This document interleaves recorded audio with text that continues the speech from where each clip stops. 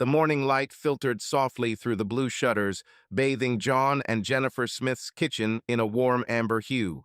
The house in the Chicago suburbs, with its neatly trimmed lawn and white picket fence, looked like it was cut out of a postcard about the American dream. The coffee machine was already hissing on the table, spreading the aroma of freshly ground beans, and in the corner, by a bowl of water, Rocky, their golden retriever with kind brown eyes and slightly sun-bleached fur, was lazily stretching. John loved these mornings, quiet, measured, with a familiar rhythm that, it seemed to him, could last forever. John Smith was a man whose appearance and manners revealed him to be a man of thoroughness, but not without gentleness. Tall, with broad shoulders that were still in shape thanks to occasional trips to the gym and yard work, he looked younger than his 43 years. He combed his light brown hair, slightly touched with gray at the temples back, revealing a high forehead and attentive gray-blue eyes. They always radiated calm, but sometimes a shadow of thoughtfulness slipped through them, as if John was thinking about something, not daring to say it out loud. He was wearing his favorite plaid shirt, slightly frayed at the elbows, and old jeans clothes that made him feel like himself. John worked as an engineer for a small truck parts company. The job is not one that brings fame, but it is stable, like himself. His voice, deep, with a slight hoarseness, sounded confident when he called Rocky for a walk or discussed the weather forecast with neighbors. Jennifer appeared in the kitchen with a slight click of her heels, immediately filling the space with movement and energy. She was a woman who was hard to miss. At 38, she maintained a figure that she was proud of, and knew how to highlight it with elegant dresses or tight jeans with pastel-colored blouses. Today, she was wearing a cream jacket with a thin belt and dark trousers that emphasized her slender legs. Her hair, thick brown, with light golden strands, flowed over her shoulders, and her green eyes, framed by long eyelashes, could sparkle with either warmth or slyness. Jennifer was always the life of the party. Her ringing laughter echoed throughout the house when she told another story from work or gossiped on the phone with her friends. She worked as an administrator in a dental clinic, not very prestigious, but her charm made her irreplaceable. Patients made appointments with doctors just for the sake of her smile. "Good morning, sleepyhead," she said, leaning over the coffee machine and pouring herself a cup. Her voice was soft, with a slight playfulness that always made John smile. "I've been up for an hour already," he responded, looking up from the newspaper. "You were the one who chatted with someone on the phone late yesterday." "Oh, don't start." Jennifer rolled her eyes and took a sip of coffee. "Sarah just called and discussed her new project." John nodded without going into detail. He was used to the fact that Jennifer always had something to do, either a meeting with friends or some kind of charity evening, or just need to unwind. Lately, she had actually begun to leave the house more often, but John did not attach any importance to this. An active social life, as he called it to himself, shrugging his shoulders. He liked that she didn't sit still, that her energy filled their home, even if sometimes he felt a little removed from her hectic life. He was a different kind of person. He loved silence, old vinyl records, and evenings by the fireplace with a book or Rocky curled up at his feet. Now he watched Jennifer quickly pack her bag, the elegant leather one he'd given her for her last birthday, and check something on her phone. Her neatly manicured fingers flickered across the screen, and her lips moved slightly, as if she was reciting some kind of to-do list. Rocky ran up to her, tail wagging, and she absent-mindedly patted his head. "Don't forget to take him for a walk if I'm late, okay?" she said, already heading towards the door. "Where are you going today?" John asked, more out of habit than curiosity. "Oh, just running errands. Maybe I'll stop by Sarah's later," she answered casually, pulling on her coat. "Don't be bored here without me." The door slammed, and silence reigned in the house again, broken only by the quiet whine of Rocky, who looked at the front door with longing. John patted the dog on the withers and returned to his half-read newspaper. Outside the window, the wind blew yellow leaves across the lawn, and the coffee machine made a final hissing sound, as if summing up the morning ritual. Everything was as usual, cozy, calm, almost perfect. At least that's what it seemed like. John Smith never considered himself a romantic. At 27, he was a guy who liked tinkering with his dad's old truck or listening to Rolling Stones records more than going on dates. But everything changed one hot July evening when he found himself in a small bar on the outskirts of Chicago, not by choice, but because his best friend Mike literally dragged him there, claiming that life passes you by while you fiddle with your wrenches. John was sitting at the bar, lazily sipping his beer, when he heard laughter ringing, light, like the clink of glasses, which immediately made him turn around. She stood at the bar, surrounded by three friends, wearing a simple blue dress that emphasized her thin waist. Jennifer, then just Jenny, as she introduced herself, was like a ray of sunshine in this smoky room with dim lights and sticky tables. Her brown hair fell to her shoulders in soft waves, and her green eyes sparkled with mischief as she told some story that made her friends laugh until they cried. John didn't have time to come to his senses when Mike nudged him with his elbow. "Come on, come and meet me, or I'll call her myself, and it'll be worse for you." John rolled his eyes, but still stood up, feeling his heart beating a little faster than usual. "Excuse me," he began, approaching the company. "I accidentally heard you talking about a dog that ate a shoe. I have a similar beast at home, so I'm probably an expert on such disasters." Jennifer turned to him, narrowing her eyes, and smiled in a way that took John's breath away for a second. "Oh, so you're the hero of dog stories," she teased. "My name is Jenny, and these are my friends. Want to tell me how your dog beat the shoes?" This is how their acquaintance began. They talked all evening, first about dogs, then about music, and then about how she dreams of one day opening her own cafe with homemade pies. John, to his surprise, turned out to be not so silent. He told her about his work, about how he built model airplanes as a child, and even about how he once got stuck in a tree while trying to remove the neighbor's cat. Jennifer listened with her chin in her hand and laughed so sincerely that he felt like the wittiest person in the world. The first date happened a week later, a walk along the Lake Michigan embankment. Jennifer put on a light sundress, and John, like a true gentleman, grabbed an old blanket and a thermos of coffee. They sat on the shore, watching the sun sink into the water, and talked about everything and nothing. John then thought for the first time that he could spend not just one evening with her, but his whole life. She was like the wind light, unpredictable, but warm, and he was like the earth, solid and calm. They complemented each other perfectly. A year later, he proposed to her. It was not pretentious, without orchestras and balloons, as they show in the films. It was just that one evening, as they sat on the couch in his small apartment, and it was raining outside. John turned to her and said, "Jenny, I'm not a wordsmith, but I know that I want to wake up with you every morning. Marry me." She froze, looking at him with her huge green eyes, and then threw herself on his neck, almost knocking over the cup of tea. The ring, simple, silver, with a small stone he bought with his first salary as an engineer, and Jennifer wore it with such pride as if it were a diamond the size of her fist.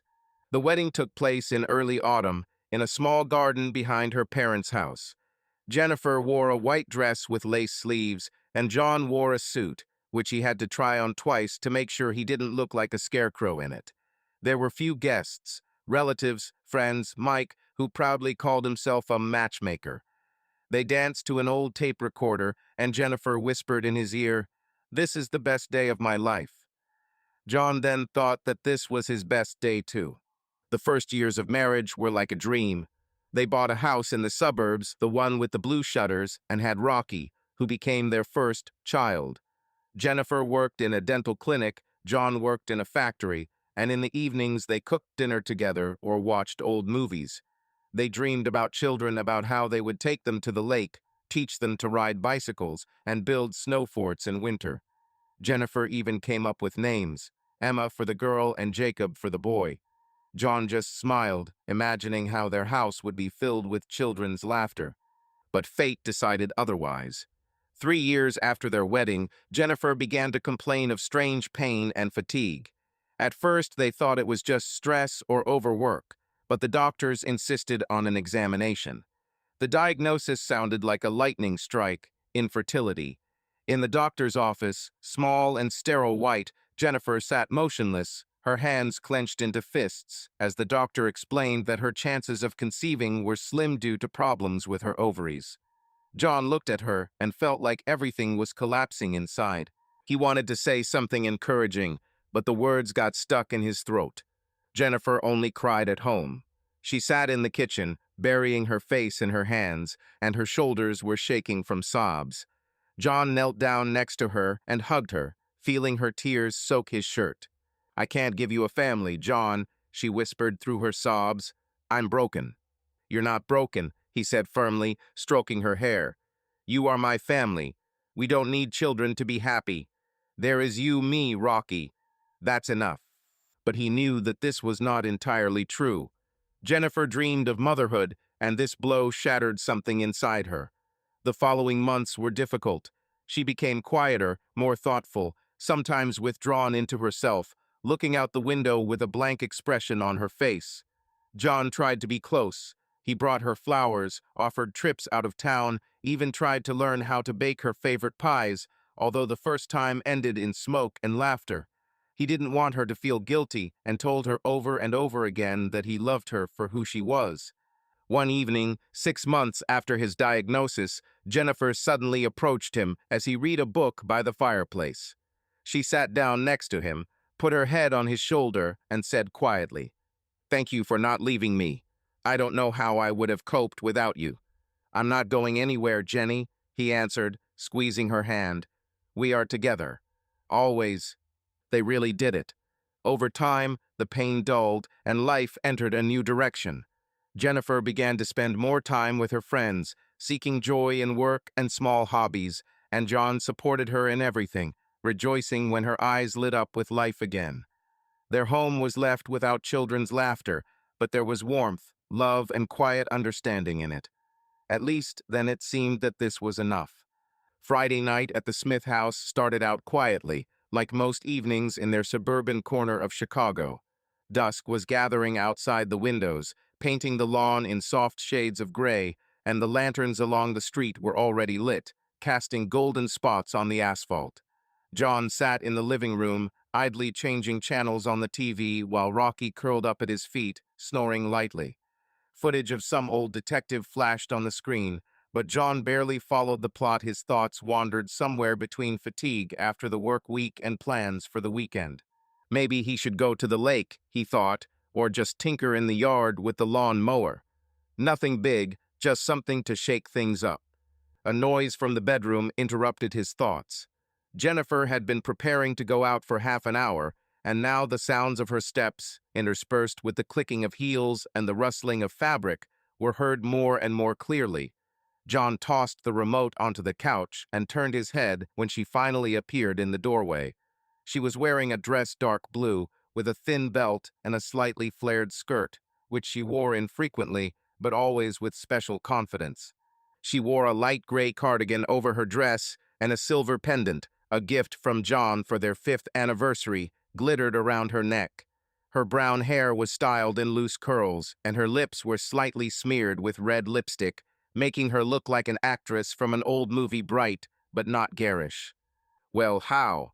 she asked, spinning in front of him with a slight smile. John whistled, leaning back on the couch. "You look like you're going to the Oscars instead of a bachelorette party," he teased. Jennifer laughed, straightening her hair. "Oh, don't exaggerate. Sarah just said it would be fun, and I didn't want to look like I just came out of the laundromat." She walked to the hallway mirror, checking her makeup, and John watched her, feeling the familiar warmth of her presence. Jennifer always knew how to turn an ordinary evening into a small event. Her energy was contagious. She grabbed her purse, the same leather one he had given her a couple of years ago, and began rummaging through it, muttering something about keys and a phone. John stood up from the sofa, stretched until his joints cracked, and walked over to her, looking over her shoulder. "So what kind of bachelorette party are you having?" he asked, crossing his arms. "Sarah is getting married, and you decided to give her a farewell to her single life." "Exactly," Jennifer answered, without looking up from her bag. She finally decided to associate herself with this Ben of hers. "We'll drink cocktails, dance, and probably laugh too loudly. You know Sarah, she doesn't know how to have fun quietly." John chuckled. Well, the main thing is that you don't have to be removed from the station for violating the order. Jennifer finally found her keys, jingling them triumphantly, and turned to him with a sly smile. Don't worry, I'll be a good girl. Well, almost. She winked and leaned over to kiss him on the cheek. She smelled like a floral perfume, the same one she'd bought last summer, with notes of jasmine and something else John couldn't quite make out, but always associated with her. She started towards the door, but stopped to pat Rocky on the head. The dog wagged his tail, lazily opened one eye, and immediately dozed off again. Don't wait for me early, okay? Jennifer said over her shoulder, already pulling on her coat. These bachelorette parties always drag on. John smirked as he walked back to the couch. Yes, I remember how you returned after last night at 3 in the morning and claimed that it was the best evening ever. The main thing is, don't forget where we live. Very funny, she responded, rolling her eyes, and with these words, she slipped out the door. The house was instantly empty. John heard the engine of her old Honda Civic start. The car drove out of the yard, and only then there was silence such that even the ticking of the wall clock in the kitchen suddenly became louder. He picked up the remote control again, but instead of turning on the TV, he simply looked at the dark screen, where the weak light of the lamp was reflected. Rocky sighed in his sleep, turned over on his side, and John involuntarily smiled. Here's some company for you, he thought. For some reason, at that moment, a slight anxiety stirred in my chest, barely noticeable, like the shadow of a cloud in a clear sky. Maybe because Jennifer looked especially dressed up today, or maybe because of how casually she said, "Don't wait too early." John was used to her going out with her friends. They were part of her life, her way of throwing out energy that he himself sometimes lacked. But today something was different. He couldn't say exactly what it was, just a feeling, like a light prick somewhere under the ribs. He shook his head, driving away the thought. This is nonsense, he muttered under his breath, and nevertheless turned on the TV, raising the volume to drown out the silence. On the screen, a detective was interrogating a suspect, and John tried to focus on the plot, but his eyes kept returning to the front door. He imagined Jennifer now sitting somewhere in a noisy bar, laughing at Sarah's jokes, sipping a margarita, her favorite cocktail, with salt on the rim of the glass. She always returned from such evenings slightly tipsy, with sparkling eyes and a bunch of stories that he listened to with a smile, even if half of them were about people he barely knew. Rocky suddenly raised his head, staring at John as if sensing his mood. "What, old man?" John asked, reaching out to scratch the dog behind the ear. "You're bored without her, right? A little for me too." He got up, walked around the living room, and looked out the window. The street was empty, only the wind blew a few crushed leaves along the sidewalk. John sighed and returned to the couch, deciding that it was better to wait for her with a book than to stare at the TV. He took an old collection of Hemingway stories from the shelf, tattered, with yellowed pages, and opened it to a random page. But even lines about fishing and the sea could not completely distract him from that light, inexplicable feeling that settled in his chest. She's just having fun, he told himself as he turned the page. And yet, when the clock struck 9, and then 10, John found himself listening to every rustle outside the window, waiting for the sound of an approaching car. It was just a habit, he decided. Or maybe Friday was just too long. Saturday morning at the Smith house began with lazy light filtering through the curtains. John woke up later than usual. The clock on the bedside table showed almost 9, and he was surprised to note that he slept like a log, despite the fact that he went to bed long after midnight. Jennifer returned from the bachelorette party at about 2 in the morning. He heard the front door slam and how she, trying not to make noise, made her way into the bedroom. She muttered something quietly, it seems. Everything was fun, but John, already falling back into sleep, just nodded and turned over to the other side. Now her side of the bed was empty, the sheets slightly rumpled, and the pillows still had a faint trace of her perfume. John stretched, feeling his joints crack, and slowly crawled out of bed. He was wearing an old t-shirt with a faded rock festival logo and gray sweatpants, his standard weekend home uniform. It was cloudy outside, the sky was overcast with gray clouds promising rain, and this only intensified the feeling of sleepy silence in the house. He shuffled barefoot into the kitchen, where Rocky was already waiting at his bowl, tail wagging as if he hadn't eaten in a week. "Yes, yes, now," John muttered, taking out a bag of food from the closet.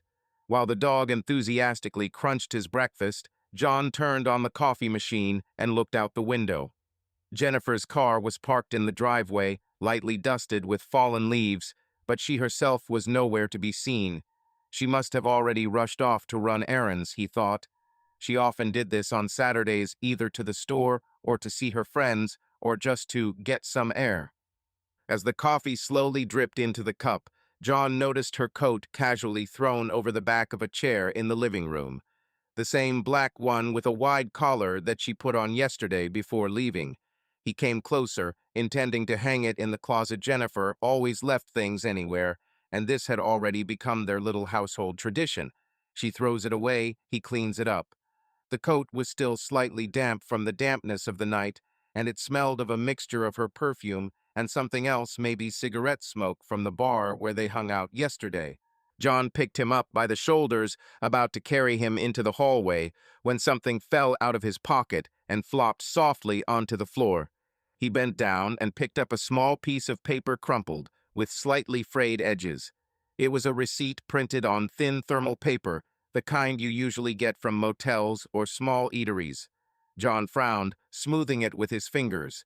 At the top, in bold letters, it said, "Green Palms Motel." Below is the date, last night, 23:47, and the line, "Room for the night $65, paid in cash." There was no signature, just a stamp with an address somewhere on the outskirts of the city and small text stating that the check was proof of payment. John froze, holding the piece of paper in his hands. His gaze froze on the words, "Green Palms." He knew the place, a cheap motel a half hour from their house that he'd passed a couple of times on his way to the old parts warehouse. Nothing remarkable, a shabby building with a neon sign that blinks even during the day, and a parking lot where rusty pickups and truckers' cars were usually parked. What could Jennifer be doing there? And most importantly, why? He turned the check over, but the back was blank, only slightly yellowed by time or someone's fingers. John placed it on the table next to his coat and rubbed his chin, trying to organize his thoughts. Something similar to a question stirred in his head, but he could not formulate it yet. "Bachelorette party," she said. "Sarah, cocktails, dancing. Maybe the check is old. No, the date is yesterday, fresh as ink on paper. Maybe one of your friends decided to joke. But why then hide it in your pocket?" The coffee machine beeped, signaling that the drink was ready, and John mechanically went for a cup. But his thoughts were already spinning around this find. He returned to the living room, sat down on the sofa, holding the receipt in front of his eyes, and began replaying last night. Jennifer left around 8, dressed up, with that easy smile of hers. She returned at 2 in the morning, a little staggering. He thought it was from the cocktails, but now he remembered how she quickly ducked into the bathroom, without stopping for the usual. Well, you won't believe what happened. It wasn't her style. She always liked to tell how the party went, even if he was already falling asleep. Rocky finished eating and ran up to him, touching his knee with his wet nose. John absent-mindedly patted the dog on the head, without taking his eyes off the check. Green Palms, 23:47. It was already after midnight, but before she returned. If the bachelorette party was at a bar like she said, then how did she end up at a motel? And why did you pay in cash? Jennifer always had a card with her. She even paid with plastic at a coffee shop across the street, laughing that cash is a thing of the past. Something cold stirred inside, like the first gust of wind before the rain. John didn't want to call it suspicion. He trusted Jennifer. He always had. They had been through so much together, and he had come to think of their lives as an open book, with no dark spots. But now this piece of paper lay in front of him like a small pebble that could move an avalanche of questions. Something doesn't add up, he thought, and this thought stuck in his head like a splinter. He got up, went to the window, and looked out into the street. Jennifer's car was still parked, which means she either left on foot or was taken by someone. John shook his head, trying to push away the strange feeling.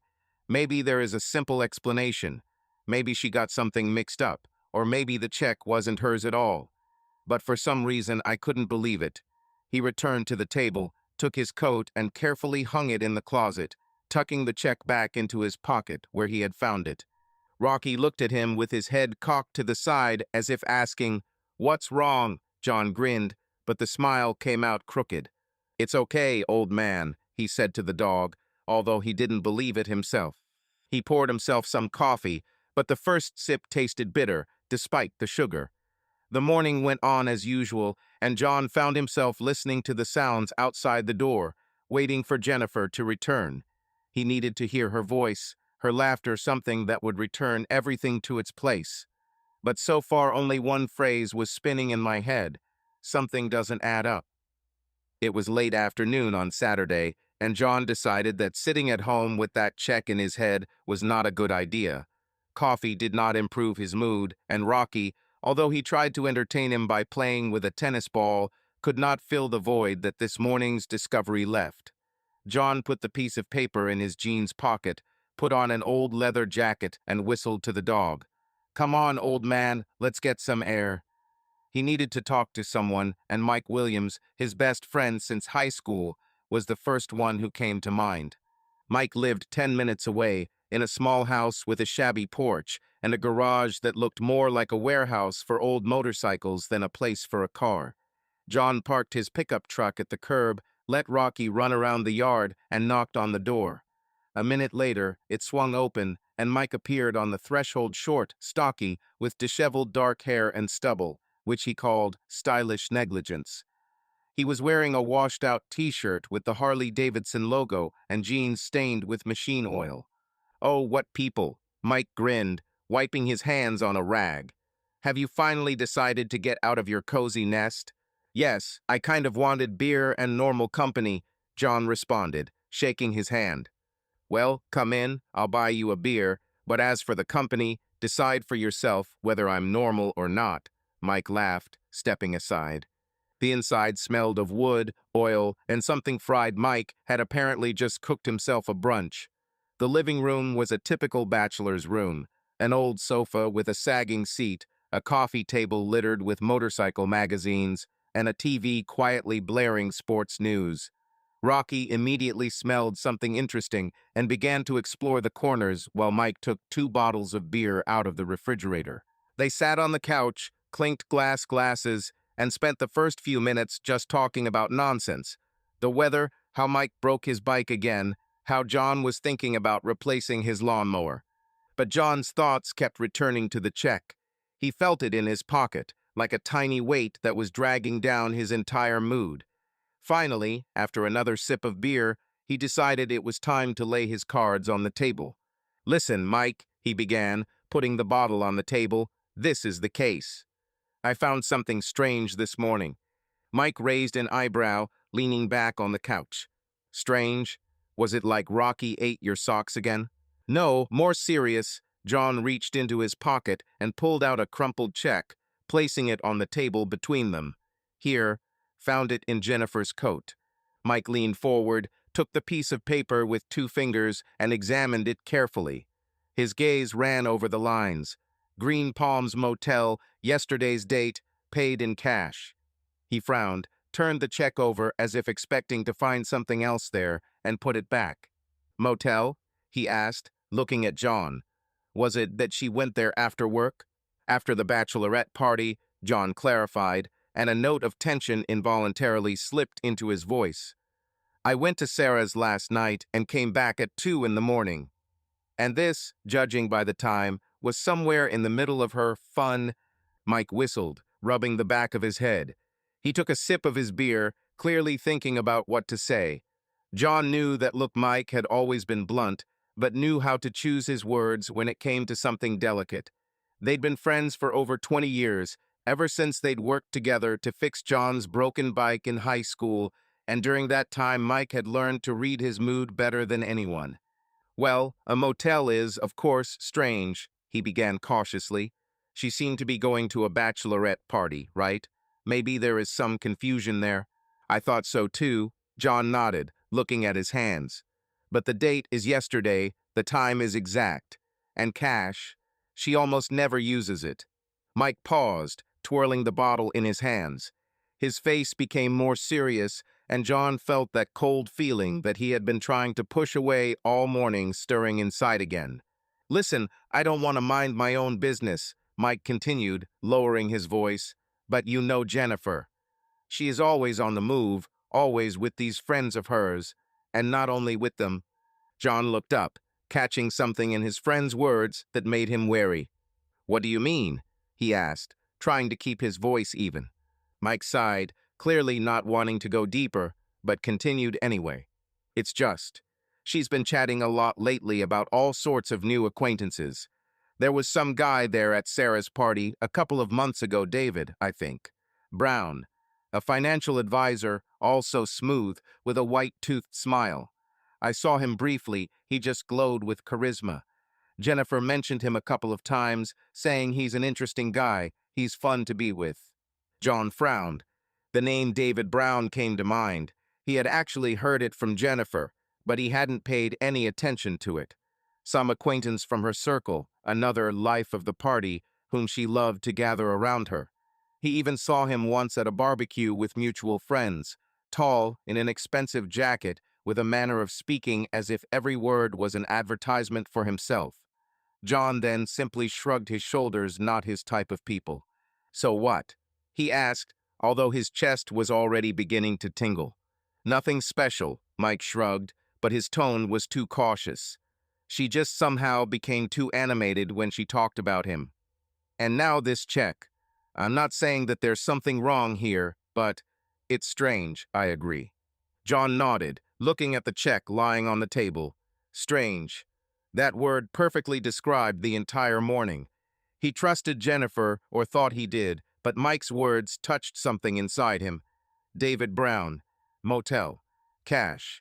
Separate pieces that did not yet add up to a picture, but were already scratching his calm. Maybe I'm worrying in vain, he said finally, leaning back on the sofa. It's just a stupid check.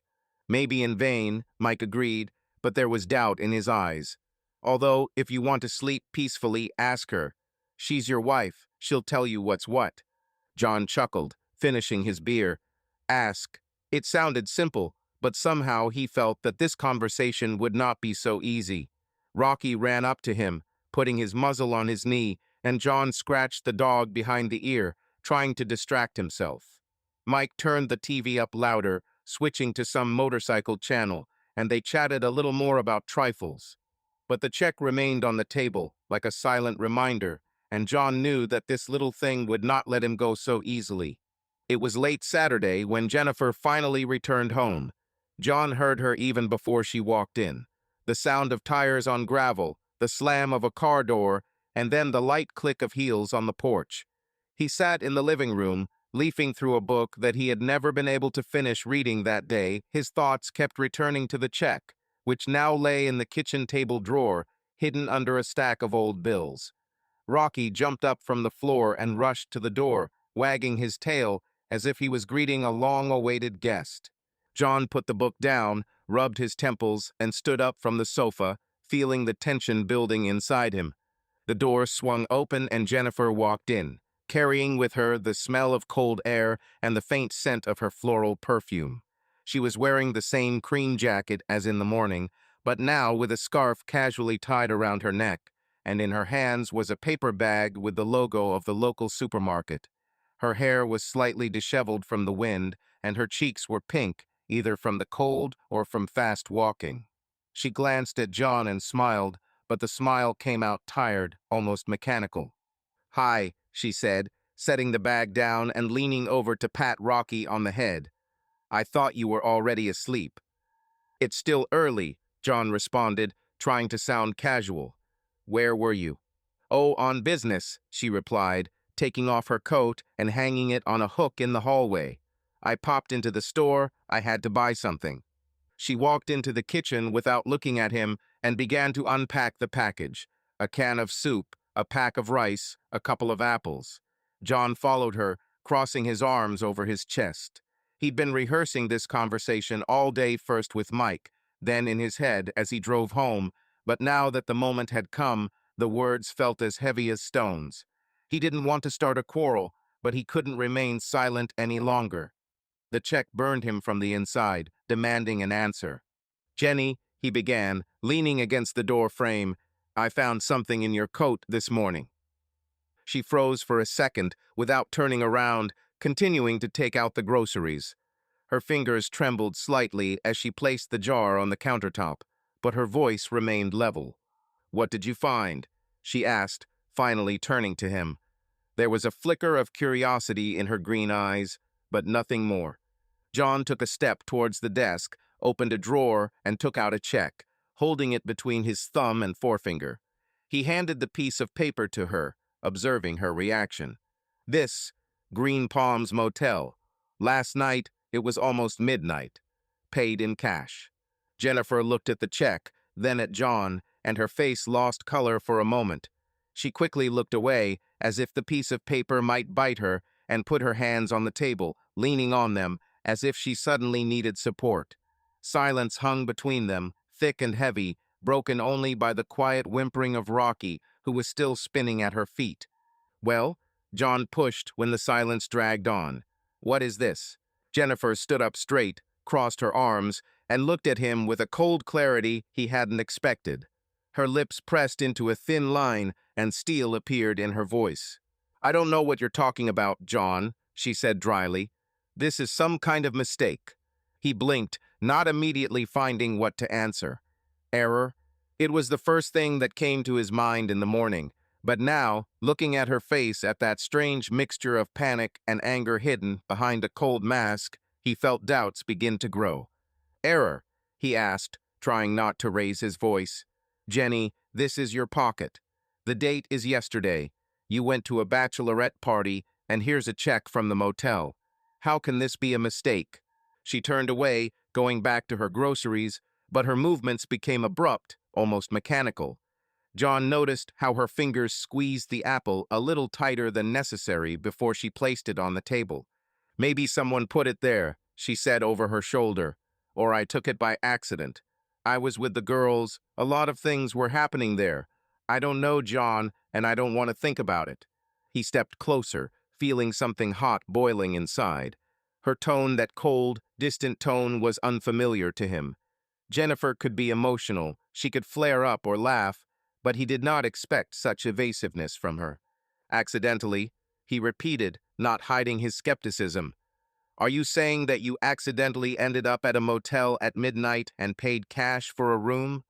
Or that someone slipped you a check and you didn't even notice?" She turned sharply to him, and her eyes sparkled not with warmth as before, but with something sharp, almost hostile. "What do you want to hear, John?" she snapped. "Why was I there?" "Well, if it's easier for you, think whatever you want. But I told you, I don't know where it comes from, and I don't like this interrogation." Her words hit me like a slap in the face. John opened his mouth to protest, but stopped when he saw her fists clenched. Her breathing was a little faster than usual, and her cheeks, which had recently been pink from the cold, were now covered with red spots. He was waiting for an explanation, something simple, logical, that would put everything back in place. Instead, he received a wall, cold, impenetrable, and, it seemed to him, hiding more than he wanted to know. "I'm not conducting an interrogation," he said finally, lowering his voice. "I just asked. This is weird, Jenny. You can see for yourself." "Strange or not, I answered you," she snapped, turning to the sink. "Let's close the topic. I'm tired. It's been a long day."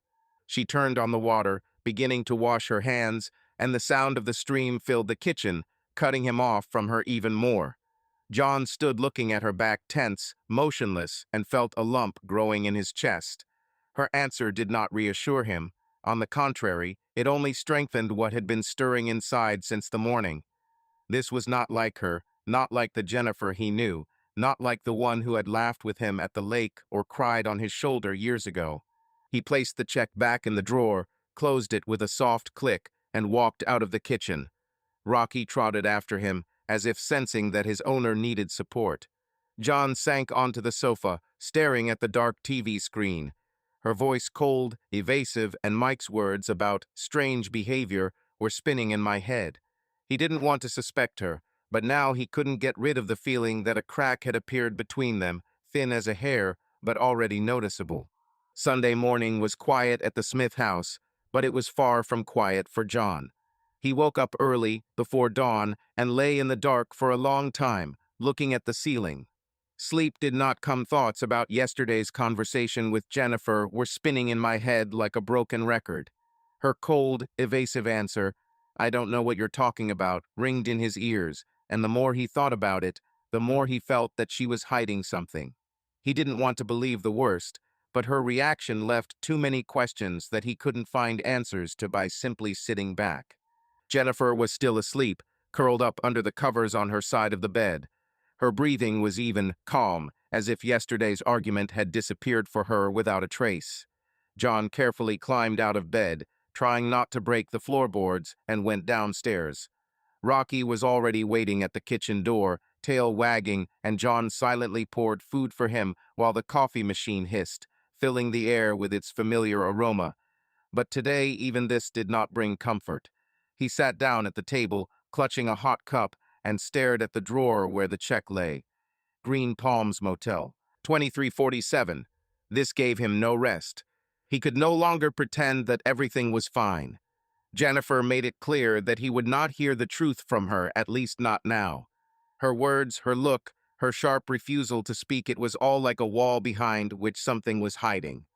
John didn't know what it was, but he felt that if she didn't tell him, he'd find out for himself. This decision did not come immediately. He tossed and turned all night, trying to convince himself that this was nonsense, that he was in vain. But by morning doubts gave way to quiet determination. He won't sit and wait for her to reveal her cards. He will find the answers. The first thing he decided to do was check where she really was. A bachelorette party was what she said, but the motel check didn't fit into the picture of cocktails and dancing with Sarah and her friends. Maybe she really was there, but not for long. John remembered how she left yesterday around 8, all dressed up, with a slight smile, and returned at 2 in the morning. 6 hours is too much for a simple evening with girlfriends, especially if part of the time was spent in a motel. He had to find out how it all happened.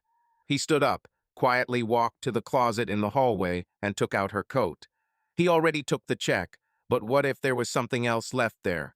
John carefully ran his fingers through his pockets empty, only a couple of crumpled napkins and mint gum in a wrapper. Nothing useful. Then he turned his gaze to her purse lying on the shelf at the entrance. Jennifer always carried it with her small leather with a worn strap. He hesitated for a few seconds, feeling a little guilty about going through her things, but then pushed the thought away. If she doesn't want to talk, he has no choice. He opened the bag, trying not to make any noise. Inside there was the usual chaos: a wallet, a set of keys, lipstick, a couple of receipts from the supermarket. John pulled out his wallet and opened it. A few bills, change, a credit card. No trace of cash to explain the motel. He put the wallet back and took out Jennifer's phone, an old iPhone with a cracked corner of the screen. The screen was locked and John didn't know the password. He frowned, but decided to leave it at that. For now, hacking the phone was too much, even for him. Instead, he walked towards her car. Jennifer left the Honda in the driveway and John pulled on his jacket and walked outside. The morning air was cold, with a slight tang of dampness. It never rained, but the sky remained heavy. He opened the driver's door and looked inside. There was an empty bottle of water on the seat and a Starbucks coffee cup with her lipstick on the lid in the cup holder. John opened the glove compartment. Insurance, a couple of pens, an old parking ticket. Nothing unusual. He was about to close the door when he noticed something under the passenger side carpet, a corner of white paper. He bent down and pulled it out. It was another check, but not from the motel, from the Rusty Anchor Bar, a small establishment in the city center. John frowned as he looked at the piece of paper. The Rusty Anchor was a place where Sarah liked to gather her girlfriends. Jennifer mentioned it a couple of times. So she really was at the bachelorette party, at least in the beginning. But 8:32 p.m. is just half an hour after she left the house. If she was there, she obviously didn't stay long. What did she do for the next 5 hours before returning? He put the check in his pocket and walked back into the house, trying not to slam the door. Jennifer was still asleep. He could hear the faint creaking of the bed upstairs as she turned over in her sleep. John sat down at the kitchen table with both receipts spread out in front of him, one from the bar, the other from the motel. The bachelorette party started in a bar, that's clear. But then something went wrong or not according to the plan that she voiced to him. He rubbed his temples, trying to put the pieces together. Maybe she left with someone. Maybe the motel was part of some strange continuation of the evening. He didn't know, but now he was sure. She hadn't told him the whole truth. John stood up, put the receipts back in the drawer, and poured himself more coffee. As long as Jennifer didn't notice, he could move on. The first step is to find out more about the rusty anchor. Maybe one of the bartenders will remember last night. Or should I talk to Sarah? No, this is too risky, she could tell Jennifer, and then everything will be revealed ahead of time. It's better to start small, unnoticeably. He heard footsteps upstairs. Jennifer had woken up. John quickly finished his coffee, washed the cup, and returned to the living room, picking up a book to look normal. When she came down, in pajamas and with disheveled hair, he smiled at her as if nothing had happened. "Good morning," he said. "Morning," she said sleepily, heading towards the coffee machine. She didn't notice his gaze or the way he tightened his fingers on the cover of the book. John has already made his decision. He will find out where she was and why she lied, and he will do it without her suspecting anything. Bye. Monday started with gray skies and light rain that patterned on the roof of Smith's house, leaving streaks on the windows. John took a day off from work. He lied to his boss about family matters, which was not too far from the truth. Jennifer left for the clinic at 8, as usual, saying something about her busy schedule in parting. He waited until her Honda disappeared around the corner before he pulled himself together. The check from Green Palms lay in his jacket pocket, like a talisman or evidence he hadn't yet decided which. But one thing was clear. He had to see this place with his own eyes. The journey to the motel took less than half an hour. Green Palms was located on the outskirts of the city, along the highway, where the landscape gave way to sparse gas stations and abandoned warehouses. John drove in silence, without turning on the radio, listening only to the swish of the wipers on the windshield of his pickup truck. A plan was spinning in my head. Nothing complicated, just rent a room, look around, maybe talk to someone. He didn't want to make his name known not out of paranoia, but simply out of caution. If Jennifer was there, it was better that no one connected him to her. He parked in the motel parking lot, a small lot of cracked asphalt where an old sedan and a truck with dirty license plates were already parked. The building itself looked as he expected, one story with peeling green paint and a neon sign where the letter P was blinking and the S had long since burned out. There was a canopy hanging over the entrance, under which dangled a registration sign. John turned off the engine, took a deep breath, and stepped out into the rain, pulling up the hood of his jacket. The inside smelled of dampness and cheap air freshener. Behind the counter sat a man of about 50, thin, with sparse gray hair and a wrinkled face covered in sunspots. He was wearing a rumpled short-sleeved shirt and had a badge hanging from his chest. Jeremy Carter, manager. He flipped through the newspaper lazily, but looked up when John came closer, ringing the bell on the door. "Good morning," John began, trying to sound casual. "I need a room for the night." Jeremy put the newspaper down, looked him over, and nodded. "There are free ones. $65, cash or card," he muttered, reaching for the logbook. "Name?" "Tom Richards," John lied, naming the first thing that came to mind. He took cash out of his wallet, 320s, and a 5, and placed it on the counter. Jeremy chuckled, counted the money, and wrote something in the journal without asking any questions. John noticed that his hand was shaking, either from age or from something else. The manager pulled out a key with a plastic fob engraved with 7 inches on it and held it across the counter. "Number 7, at the end of the corridor. If you need anything, knock here," he said, and returned to his newspaper. John was about to leave, but stopped. This was his chance. He coughed to attract attention and nodded towards the counter. Listen, I passed here a couple of days ago. I saw that you were busy. Friday, it seems. Is this often the case? Jeremy raised his head, narrowed his eyes, and shrugged. I wouldn't say it's lively. A typical Friday, a couple of truck drivers, locals sometimes drop by. Well, sometimes there are all sorts of couples, he grinned, showing yellow teeth. Who can tell them apart, either the bride and groom or some kind of lovers? Damn it, what difference does it make to me as long as they get paid? John felt his heart beat a little faster. He put his hands in his pockets to hide his tension and continued casually. Yeah, I see. Just curious. I found a receipt the other day from your motel, so I thought that one of my friends might have stopped by. Do you happen to remember who was there on Friday? Jeremy scratched the back of his head, looking somewhere past John, as if remembering. Friday, you say? Well, there were several people. During the day, the truck driver was alone. Then in the evening, some couple arrived. It was already late. A man with a woman, nothing remarkable. She is so pretty, in a dark dress. He is in a jacket, driving a silver Mercedes. They paid in cash and left quickly. I didn't look at them too much. I didn't need it. John nodded, trying to keep his face calm even as his stomach tightened. Pretty in a dark dress. Jennifer left on Friday in a blue dress dark, with a flared skirt. But Mercedes? She has a Honda, and he didn't know any of her friends with one. He swallowed, feeling his throat dry, and decided to come in from the other side. Were they two? Or what company? Yes, both of us. Jeremy waved him off. We arrived, took the key, and left an hour later. I also thought that they were fast, but what do I care about? There are all sorts of people. John forced a weak smile, took the key, and nodded. I see, thank you. I was just curious. It happens, Jeremy muttered, burying his face in the newspaper again. John left the reception desk, feeling the rain on his face. Number 7 was at the end of the row, a shabby door, a window with frayed blinds. He went inside, a bed with a faded bedspread, a table with stains, the smell of old tobacco.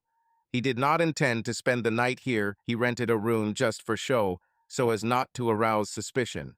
Closing the door, he sat on the edge of the bed, looking at the key in his hand. Jeremy's words echoed in his head.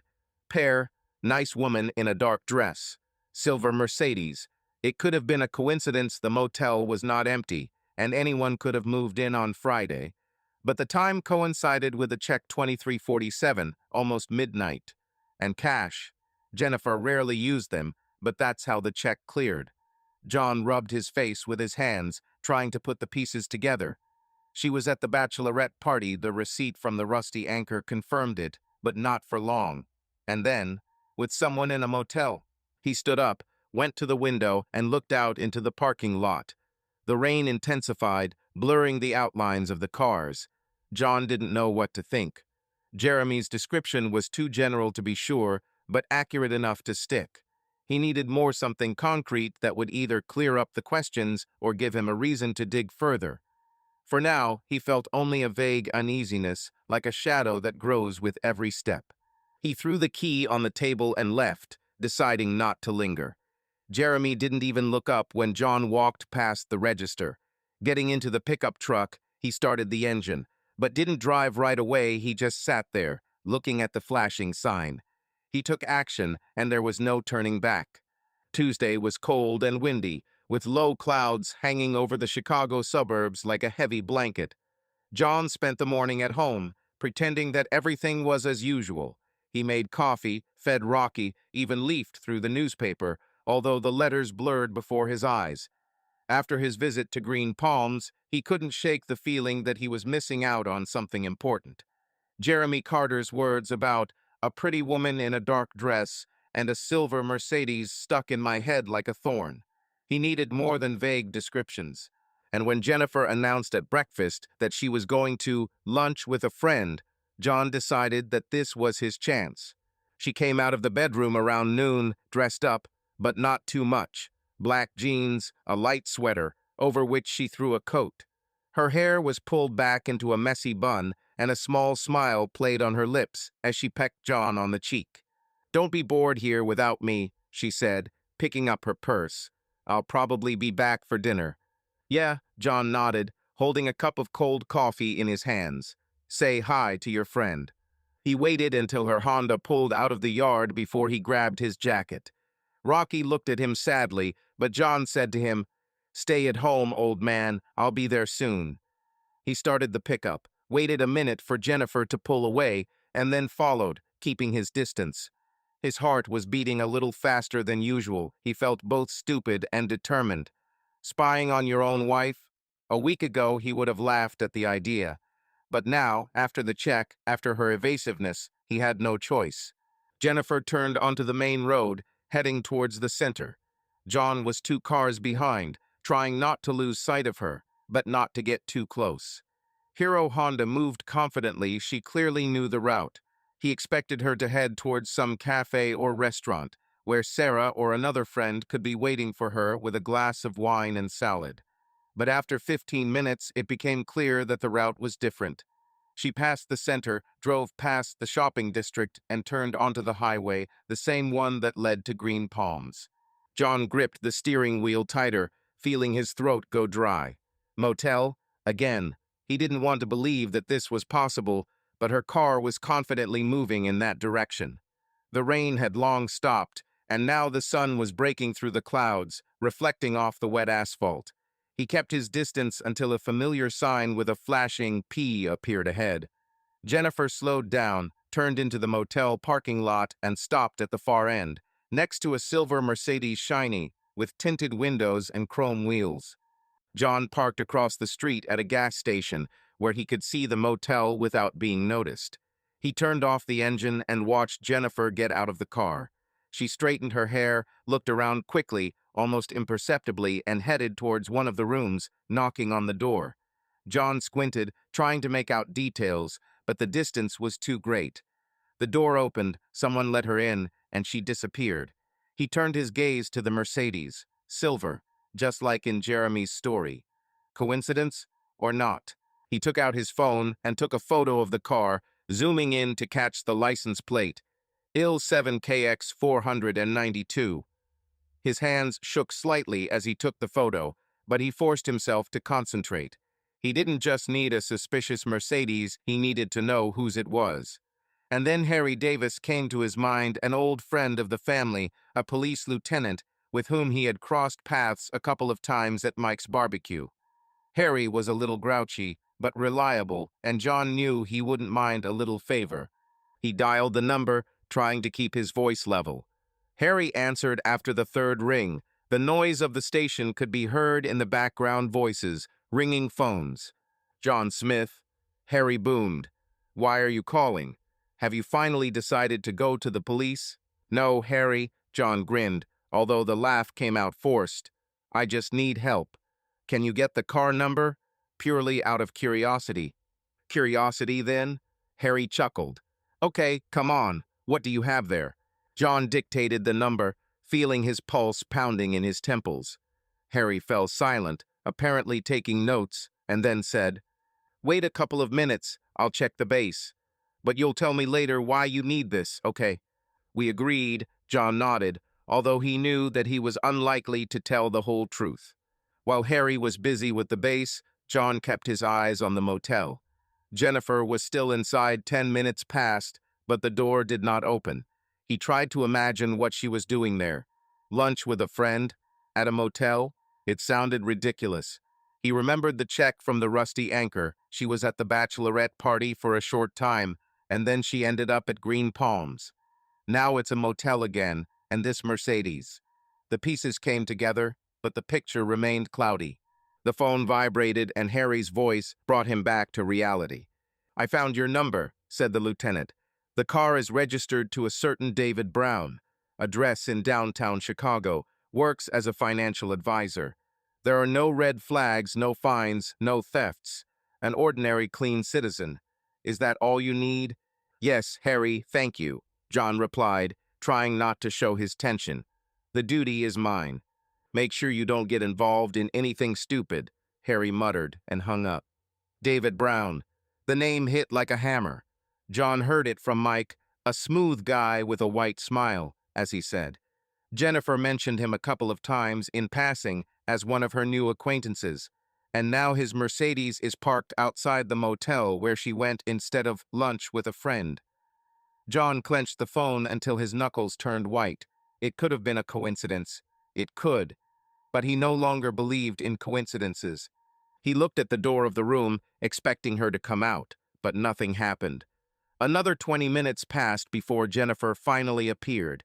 She looked calm, straightened her coat, and headed to her car. John ducked down so she wouldn't be seen and waited for her to leave.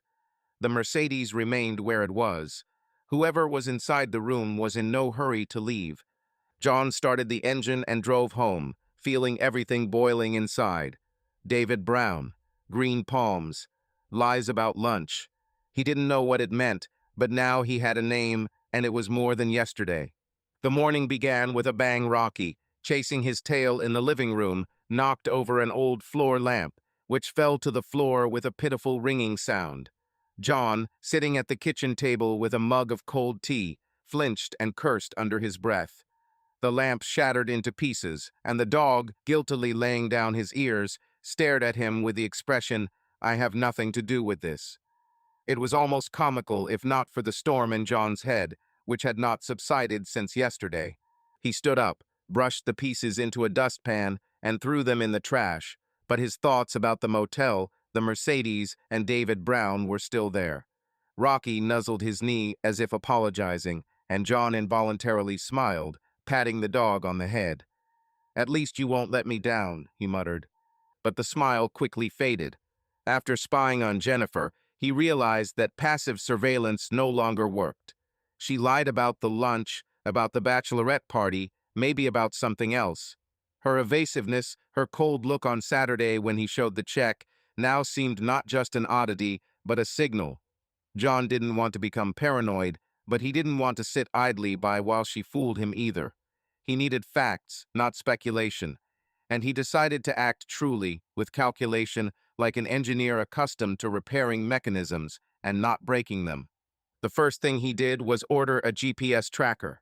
Nothing complicated, a small black box with a magnet, which he found on the internet on a site with car gadgets. Delivery promised to be fast, and by noon the courier had already left the package at the porch. John opened the package right in the garage, away from prying eyes. The device was the size of a lighter, with a flashing green light and an application, which he immediately downloaded to his phone. The instructions read, "Attached to a metal surface and monitor in real time." Just the way he liked it. Jennifer had to be home from work by 6, so he had time. Hero Honda was parked in the driveway, and John, wearing an old sweatshirt, went outside under the pretext of checking the oil. He opened the hood, pretending to be busy, in case his neighbor Mrs. Claire looked out of the window. She was always watching everyone like a hawk. After making sure the street was empty, he sat down at the rear bumper, out of sight, and attached the tracker to the metal frame under the bottom. The magnet clicked, and the device sat tightly. He checked the app, and a dot appeared on the map, blinking directly above their house. Works. John wiped his hands on a rag and returned to the house, feeling a mixture of relief and guilt. This was the first step, imperceptible, but decisive.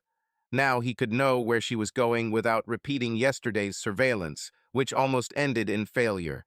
He didn't want to catch her red-handed, not yet. He needed to understand how deep she was in this lie, and the tracker was his eyes in places he couldn't be. But this was not enough. The check from the motel, David Brown's Mercedes, her strange absences, everything indicated that she was communicating with someone, and John wanted to know with whom and about what. Telephone billing might provide the answer. He couldn't hack her iPhone, it was too risky, and he didn't have enough skills. But he had Harry Davis, who had already helped with the car's license plates. John decided that being a lieutenant was his best chance. He dialed Harry's number while sitting in an old chair in the garage, surrounded by the smell of gasoline and dust. The phone buzzed for a long time, and John already thought that he would get an answering machine, but finally a familiar hoarse voice was heard. "Smith, is it you again?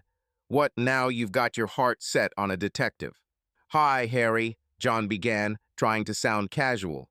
No, just another little thing. I can't explain everything over the phone, but I could use the mobile billing data. Harry fell silent, and John heard him cough, as if clearing his throat. Billing? It's not your number to punch, John. It's already official, with requests. Are you having any problems? It's nothing serious, John lied, looking at his hands. Just checking one thing. Personal. You can do this quietly, without noise. Harry chuckled, and John imagined him sitting in his office, littered with papers, with an eternal mug of black coffee. I can, but I don't like it, the lieutenant grumbled. Okay, whose number? And don't lie that this is for a friend. I know you too well. This is Jennifer, John admitted after a pause. I need to know who she's talking to. The last couple of weeks, if possible. Silence hung at the other end, long and heavy. John waited, feeling his palms sweat. Finally, Harry sighed. Damn, John, what's going on there? Okay, don't answer. I'll see what I can do, but it will take a day or two. And if anyone asks, I don't know you. Thank you, Harry, John said sincerely. The duty is mine, as always. You'd better pay it off with beer, Harry muttered and passed out. John put the phone on the workbench and exhaled. 2 steps have been taken. The tracker is in place. Harry is in touch.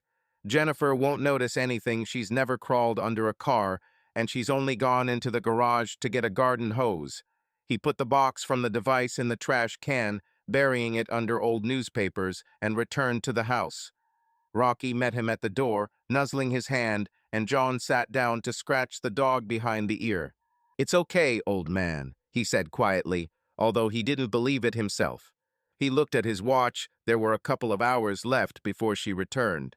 John turned on the TV to drown out the silence, but didn't look at the screen. His thoughts were occupied with the tracker, which was already waiting in the wings, and with the billings, which could reveal the truth. He didn't know what he would find, but there was no turning back now. The first step had been taken, and he was going to go all the way. As the day wore on, John decided it was time to move beyond his quiet investigations. The tracker was in place. Harry had promised billing, but he still lacked a live witness, someone who had been at that hen party and could shed light on the truth. Sarah Jones, Jennifer's friend and the culprit of Friday's celebration, became his next target. He didn't know her very well. He had seen her a couple of times at parties, heard her loud laughter and endless stories. But she was there, at the Rusty Anchor, and could know more than he did. John called her in the afternoon, making up an excuse. He wanted to clarify a few details about an anniversary gift for Jennifer. Sarah, not suspecting a trick, suggested meeting at the Bean and Brew coffee shop in the city center. By 6 o'clock, John was sitting at a table by the window, clutching a cup of espresso as dusk fell behind the glass. The coffee shop was cozy. Wooden tables, the smell of freshly ground beans, the quiet hum of conversations. He was nervous, but tried to control himself. This was not an interrogation, but just a conversation. Sarah came in a few minutes later, shaking her umbrella. It was drizzling outside again. Her blonde hair was pulled back into a high ponytail, and her blue eyes sparkled with the usual energy. She was wearing a bright yellow cloak that made her look like a ray of sunshine on this gray day. She spotted John, waved, and plopped down on the chair opposite, ordering a latte from a passing waitress. Well, John Smith, she began with a smile, what gift do you have in mind? Jennifer loves cute things, you know, like those silver earrings you gave her last year. John nodded, giving a weak smile. Yes, I'm looking for something like that. But Sarah, I actually also wanted to ask about your bachelorette party on Friday. Jennifer returned late, and I still didn't understand how it all went. Sarah raised an eyebrow, but her face remained open. She leaned back in her chair as the waitress placed a steaming cup of latte in front of her. Bachelorette party? Oh, it was a circus, as always, she laughed. We gathered at the Rusty Anchor, you know, my favorite bar. There were about 10 people, girls, cocktails, and music. I made everyone wear these stupid paper Queen of the Evening crowns. Fun, but nothing special. John took a sip of his coffee, trying to look relaxed. How long was Jennifer with you? She said that you were partying until the night. Sarah frowned, tapping the rim of her cup with her finger thoughtfully. Jennifer? Well, she came, of course, looking gorgeous in that blue dress. But to be honest, she left quite early, about 11 o'clock, probably. She said she had a headache or something like that. I didn't really delve into it. I already had my third margarita there. She giggled. But then her look became more serious. What? She didn't tell you. John shook his head, feeling his stomach tighten. The check from the Rusty Anchor was dated 8:32 p.m., so she really hadn't been there long. And then Motel at 2347. He decided to go from the other side. No, just curious. By the way, who else was there? She mentioned someone named David Brown. Was he there? Sarah froze, her hand holding the cup stopping halfway to her mouth. Her eyes narrowed, and John noticed how red spots appeared on her cheekbones. She set the latte down on the table with a soft thud and crossed her arms. David Brown? She asked again, and there was sharpness in her voice. No, he wasn't there. But since you're asking about him, I'll tell you something about this bastard. John tensed as he caught her tone. Sarah leaned closer, lowering her voice, although no one in the coffee shop was paying attention to them. This David of yours is such a guy. A couple of months ago, he was hanging out at a party at our house. All so charming in a jacket with that white-toothed smile of his. And guess what? He approached me. Seriously, in front of Ben, my fiancé, right in front of everyone. He asked me to dance, joked, then started talking nonsense about how he likes girls with character. I turned him off, of course, but he wasn't even embarrassed. He just switched to another one. She snorted, brushing a strand of hair out of her face as her eyes flashed with anger. And then I heard from the girls that he's like that with everyone smiling, chatting, pretending to be a prince. Jennifer also said something about him, saying how interesting he was. I also thought that he was clearly making eyes at her. But for him to be at the bachelorette party, no, that didn't happen. Although, she hesitated, looking at John. If she left early, maybe she crossed paths with him somewhere. John squeezed the cup a little tighter, but tried not to give himself away. David wasn't at the bachelorette party, but his Mercedes was parked outside the motel yesterday, and Jennifer went there too. Sarah didn't know it, but her words only added fuel to the fire. He nodded as if he was just listening to gossip. Maybe she crossed paths, who knows, he said quietly. Is he really so? Arrogant? Impudent? Sarah almost spat out the word. John, he's like a shark in an expensive suit. I wouldn't even look at him if it weren't for his stupid charisma. Jennifer probably fell for it too. But if he tried to get to her, I would only sympathize with her. She fell silent, taking a sip of coffee, and her gaze became thoughtful. John felt a lump growing in his chest. Sarah confirmed that Jennifer had left and gave him a new piece of the puzzle. David is not just an acquaintance, but the type who doesn't miss an opportunity. It didn't prove anything, but it matched what he already knew. Thank you, Sarah, he finally said, forcing himself to smile. I'll think about the gift. And thanks for the story, too. No way, she waved him off, but her eyes lingered on him a little longer. Are you okay, John? You look kind of tense. I'm just tired, he lied, standing up. Work, you know. They said goodbye, and John walked out into the rain, feeling the cold air cool his head. Sarah had no idea how much she had helped him. Her anger at David, her words about Jennifer's early departure, it was not just a conversation, but an alliance that she didn't even know about. Now he had even more reasons to dig further. Friday began with a sharp ringing of the phone, which jerked John out of his half-asleep at the kitchen table. He dozed off over his cold coffee while Rocky snored at his feet, curled up on an old rug. Harry Davis's number flashed on the screen, and John, shaking, grabbed the phone. The lieutenant's voice was hoarse, as if he had just smoked a cigarette, and the background noise was the noise of the station bells, footsteps, snatches of conversation. Smith, your data is ready, Harry muttered without a preamble. Jennifer's billings for the last 2 weeks. Do you want me to read it over the phone, or will you figure it out yourself? Send me out, John replied, feeling his throat tighten. "And thank you, Harry. Don't thank me until I see the beer." He chuckled and hung up the call. A minute later, a file arrived in the mail, a PDF with a table of calls. John opened it on his laptop, sliding his finger across the screen. Numbers, dates, duration. Most of the calls were familiar. Sarah, colleagues from the clinic, a couple of calls to her mother. But one number was repeated too often, an unfamiliar one, with a Chicago area code. He ran down the list.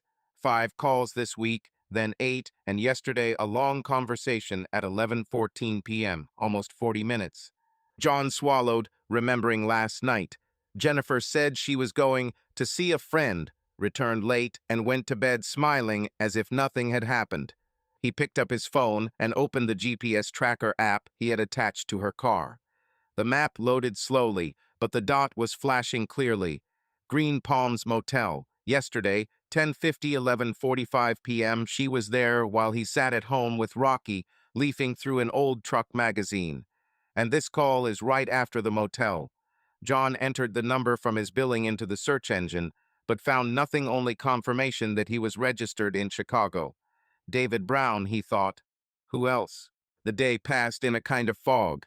Jennifer returned from work at 6, cheerful, with a bag of groceries and a bottle of wine. She chatted about the patients at the clinic, cooked pasta, even turned on music, an old Fleetwood Mac album, which they loved in the early years. John nodded and smiled, but everything was seething inside. She looked too happy, too carefree for a woman who went to motels and whispered to someone at night. He didn't ask anything yet. He needed proof, not her latest mistakes.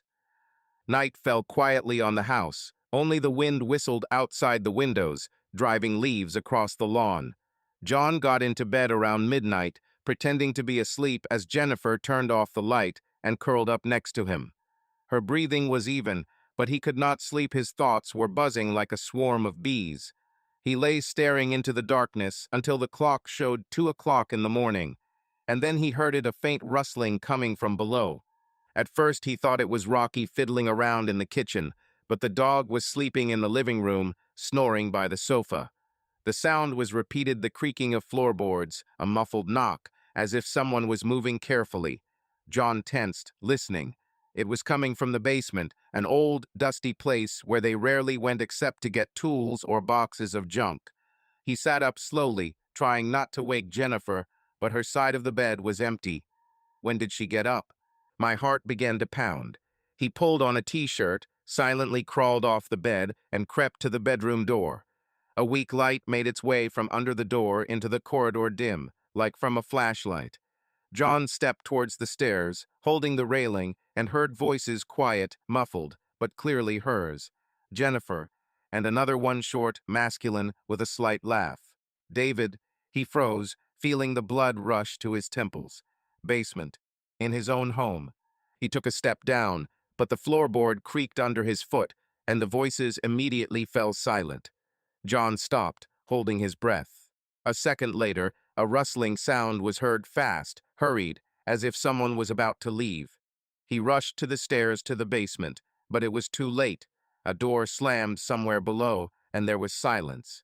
When he came down, the basement was empty, only an old sofa with a sagging pillow, boxes in the corner, and the smell of dampness.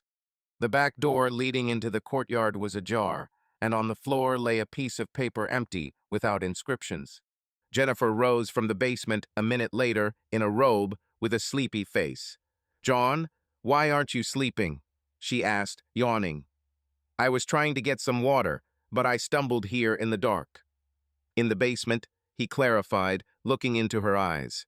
"Yes, I thought there was a bottle left there," she answered, shrugging her shoulders, and walked past him upstairs.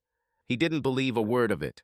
Her robe was tied too neatly, and her hair was slightly disheveled, not from sleep, but from something else. John followed her back into the bedroom, but could no longer sleep. She was meeting someone right under his nose, in their house, while he was sleeping. David was the first name that came to mind, and he didn't have time to catch them. In the morning, while Jennifer was taking a shower, John made a decision. He didn't just need a tracker or billing, he needed to catch her in the act. He remembered an old voice recorder he had seen in the garage small with a sound activation function. If she goes down to the basement again, he will know with whom and why. John took the device out of his toolbox, checked the batteries, and hid it in the basement, stuffing it into an old tin box disguised as junk. Now all that was left was to wait. He didn't know what he would hear, but he was sure it would be the truth that she was hiding from him, and he was going to write it down. The day was overcast, with low clouds that gave the Chicago suburbs a dull, gray hue. John woke up with a heaviness in his chest after the night noise in the basement. He slept poorly, listening to every rustle. Jennifer, on the other hand, was cheerful. She was busy in the kitchen, pouring herself coffee into a thermos and throwing Rocky a piece of toast while the dog happily wagged his tail. John watched her silently, sipping his black coffee. Her green eyes sparkled as if she knew some secret, but he didn't ask anything. "Bye. I'll drop by my friend's today," she said, pulling on her coat and straightening her scarf. "We need to discuss something. We haven't seen each other for a long time." "Which one?" John clarified, trying to sound indifferent, although everything inside was tense. "To Liz from work," she said casually, picking up her purse. "I'll be back for lunch. Don't be bored here with Rocky." She pecked him on the cheek, leaving a light trace of lipstick, and slipped out the door.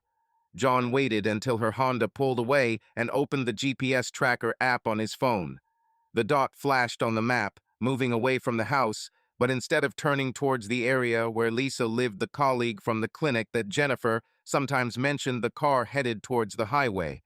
15 minutes later, the dot stopped. Green Palms Motel. John clutched the phone, feeling anger boiling in his chest. Motel again. Again a lie. He exhaled, trying to control himself. Today was his shift at the plant, a short one, until lunch, but he couldn't just sit and wait. He put on his jacket, whistled to Rocky so he wouldn't be bored alone, and went to work, taking one last look at the flashing dot. Green Palms. She didn't even try to hide her tracks, or she thought he was too blind to notice. At the factory, the morning passed slowly. John was fiddling with the drawings in his nook, checking parts for a new order, but his thoughts were far away. Around 10, he couldn't stand it and opened the app again. The dot was moving. Jennifer left the motel and was driving back. By 10:30, she was staying at home. John frowned at the screen. At home? She had to be at work Saturdays. At the clinic were her shifts. She herself complained about them a week ago. He checked his watch. Her shift started at 9. If she is at home and not at work, then what is she doing? He threw the screwdriver on the table, muttered something to his colleague about an urgent matter, and rushed to the pickup truck. His heart was pounding as he raced back, breaking a couple of speed limits.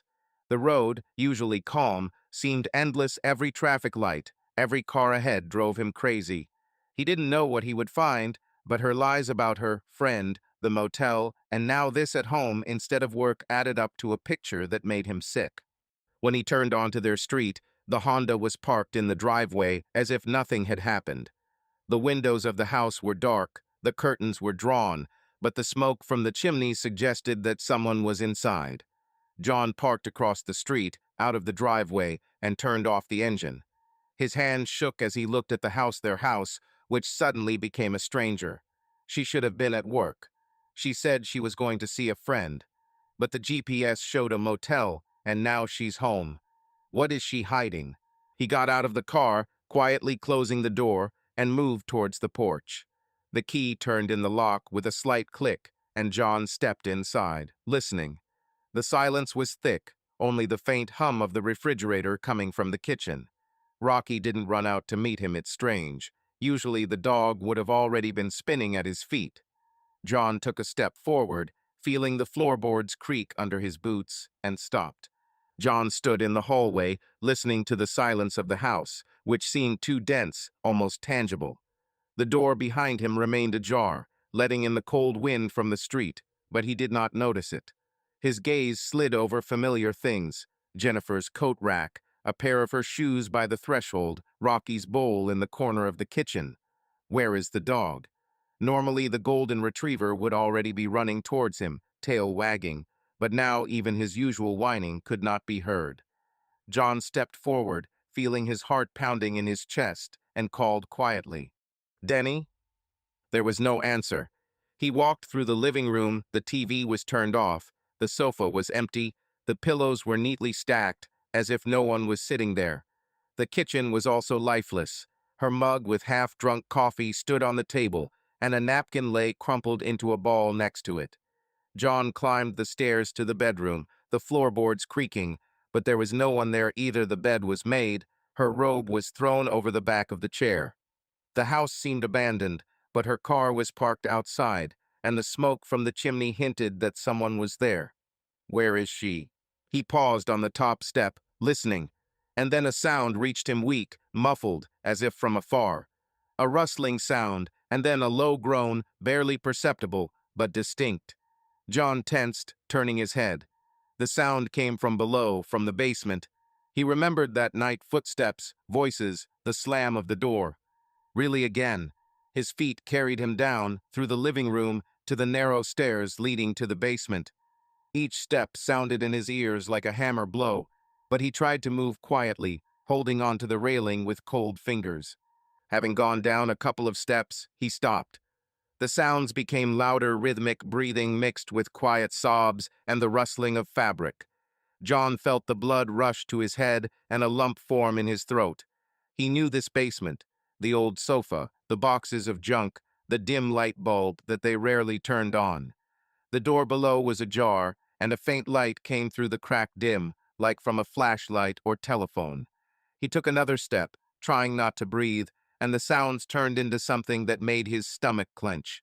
Bent down, John approached the door and carefully looked inside. At first, he saw only shadows, two figures moving in the twilight. But when his eyes adjusted, the picture became clear, and it hit him like a knife.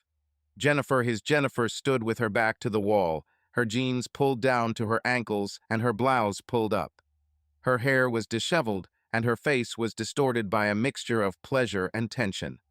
In front of her was David, Brown, tall, with an unbuttoned shirt, with those damn white teeth that John remembered from the barbecue. His hands squeezed her hips, and their bodies moved in a passionate, almost animal rhythm.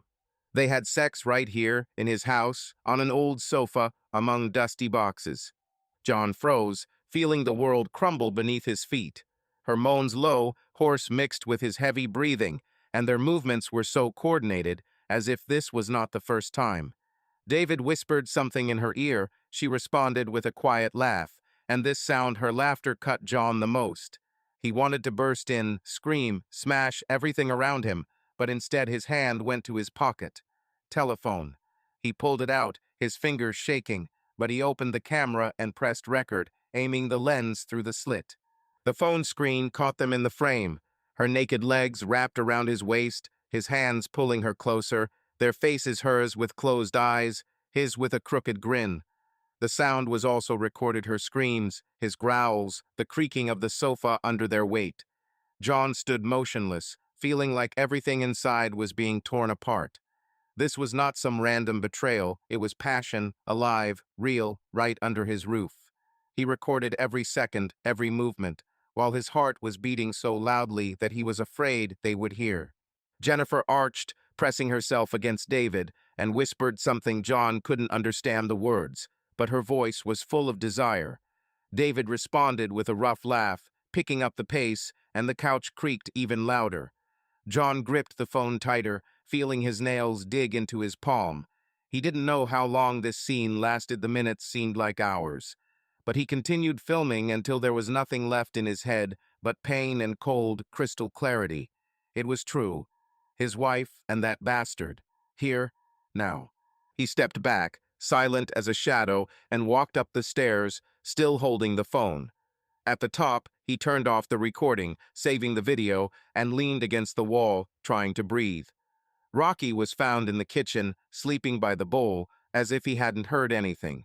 John looked at him, then at the closed basement door, where muffled sounds were coming from. He didn't come down again. He had enough. He had proof, not just suspicion, but living, breathing betrayal captured on screen. He clenched his fists, feeling tears burning his eyes, but he didn't let them fall. It's not time yet. He went into the living room, sat on the sofa, and stared into space, holding the phone in his hand. The sounds from the basement still echoed in his head, but now he had a weapon, and he was going to use it. Sunday morning at the Smith house looked like something out of an old family postcard. The sun poured soft light through the kitchen window. Rocky lazily munched his breakfast in the corner, and Jennifer busied herself at the stove, humming a tune John couldn't recognize. He sat at the table, clutching a mug of iced coffee, staring into the dark liquid as if it might provide answers. The night passed without sleep. After he recorded Jennifer with David in the basement, he locked himself in the bedroom, replaying the video in his head until his eyes began to water from fatigue. But when she came down in the morning, fresh and serene, he put on a mask, cold, calm, hiding the storm that's raging inside. Jennifer was wearing her light robe, which fluttered slightly as she moved between the stove and the table. Her hair, damp from the shower, fell over her shoulders, and her green eyes sparkled, as if she had spent the night in sweet dreams, and not in the arms of another man under their roof. She put the frying pan on the fire, throwing in the bacon, and soon the kitchen was filled with the sizzle and aroma that John had once associated with comfort. Now he seemed like a mocker. "Good morning," she said, turning around with a smile. "You went to bed late yesterday, didn't you? You look tired." John looked up, causing his lips to curl into a faint smile. "I couldn't sleep last night," he answered quietly. His voice was even, although everything inside was trembling with anger. She shrugged, returning to the stove, and began chatting about trifles, about how she saw a funny commercial on TV yesterday about plans for the week. "Maybe we can go to the cinema on Wednesday," she suggested, transferring the bacon to a plate. "There's a new thriller out there. They say it's creepy." "We'll see," John muttered, without going into details. Her voice flowed easily, naturally, as if nothing had changed. She placed a plate of scrambled eggs and bacon in front of him, sat down opposite him, and began to eat, chatting about how she wanted to update the curtains in the living room. John looked at her fingers squeezing the fork, at that smile, at her complete confidence that he knew nothing and felt like everything was burning inside. He wanted to throw the plate at the wall, scream, ask how she could, but instead he chewed silently, swallowing the food with fury. After breakfast, Jennifer went to the bathroom, leaving him to clear the table. John waited until the sound of the water drowned out his footsteps and went up to the bedroom. He closed the door, took out his phone, and connected it to his laptop. The video 3 minutes and 52 seconds of her betrayal loaded onto the screen. He opened the editing program that he downloaded last night and began to work. He cut off the beginning, where there was only a rustle, amplified the sound of her moans and his voice, added the date and time from the GPS tracker, basement, 10:47 m, Saturday. Each keystroke felt like the blow of a knife, but he controlled himself. It wasn't just a video, it was a weapon. He wasn't going to make a scene at home. Destroying the dishes, kicking her out, screaming this would give her a chance to play the victim, to leave with dignity. No, he wanted more. Her weakness was her reputation, the perfect picture of a wife, a friend, a woman everyone loved. Sarah's birthday in a week became his goal. Her friends would be there, her world would be there, and he was going to tear it apart, showing everyone who she really was. He saved the file, put the laptop in a drawer, and dialed Mike. The friend answered quickly, his voice full of morning energy. "John, why are you up so early? Is everything okay?" "Hi, Mike," John began, trying to sound casual. "We need your help at Sarah's birthday. I want to arrange a surprise. Can you handle the technology?" "Surprise?" Mike laughed. "Are these slides of your honeymoon?" "Something like that," John replied evasively. "You'll need to connect your laptop to a projector and output audio." "Will you do it?" "No questions asked," Mike agreed. "Just tell me what to turn so I can set it up." "I'll show you on the spot," John snapped. "The main thing is that everything works. And don't talk to anyone, okay? Let it be unexpected." Mike laughed, clearly thinking it was some kind of harmless prank, and promised to be ready. John hung up, feeling the plan take shape. He didn't tell Mike the truth, not out of distrust, but because he wanted to keep this moment under control. This was his revenge, his blow, and he intended to deliver it with cold precision. Jennifer came out of the bathroom shouting, "John, come down, let's drink coffee together." "Now," he responded, closing the box. He went down to the kitchen, sat down opposite her, and she handed him the mug, smiling as if they were still that couple from Lake Michigan. John took the coffee, took a sip, and looked at her over the edge, hiding the storm behind an empty gaze. She didn't notice anything, and he had already seen how her world would collapse on Sarah's birthday, and he waited for this day with grim determination. Sarah's birthday arrived on Saturday, bathed in the warm light of an autumn evening. Her house in the suburbs was buzzing with voices. Guests laughed, glasses clinked, and light music flowed from the speakers, something from an 80s playlist that Sarah adored.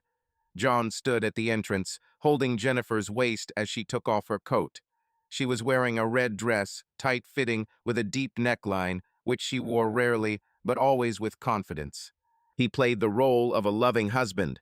He smiled when she straightened his tie, answered her jokes, held her hand, although every touch burned him like a hot coal. It was crowded inside, about 30 people, friends of Sarah and Jennifer, familiar faces from their circle. Sarah, in a bright yellow dress, rushed between the guests, hugging everyone and handing out glasses of champagne. Jennifer immediately joined the crowd, her laughter echoing through the room as she flirted with everyone who came her way, touching some guy from work on the shoulder, winking at an old friend of Sarah's. John watched her from the corner of his eye, holding a glass of water in his hands. He had no use for alcohol today. His plan required a clear head. He noticed Mike in the corner, tinkering with the projector and speakers that John had asked him to set up.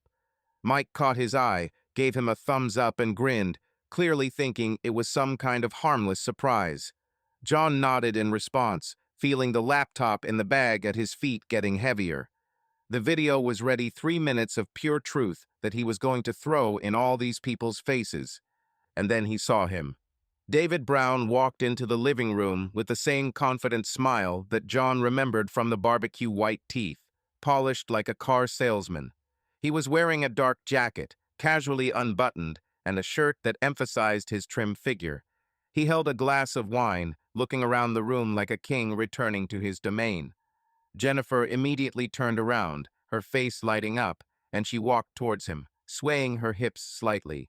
"David, you came after all," she said louder than necessary, glancing at John as if checking his reaction. "How could I have missed it?" he replied, leaning closer to her than he should have.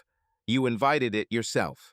John squeezed her hand a little tighter, but smiled as if he hadn't noticed anything. Everything was boiling inside. She invited him here, into their circle, knowing that he was her husband. It was not just a challenge, but a slap in the face. He released her, allowing her to approach David, and walked back to Mike, pretending to check the equipment. "Is everything ready?" he asked quietly, leaning towards his friend. "Like a bayonet," Mike answered, slapping him on the shoulder. "When you give the signal, I'll turn it on." "What do you have there, Johnny?" "You'll see soon," John snapped, his voice cold but firm. The evening went on as usual. Toasts, dancing, laughter. Jennifer moved between the guests, but her gaze kept returning to David, who was standing by the fireplace, chatting with one of Sarah's friends. John waited for the champagne to do its job, for everyone to relax. And when Sarah raised another toast, to friends and good times, he stepped towards Mike and nodded. "It's time," he said quietly.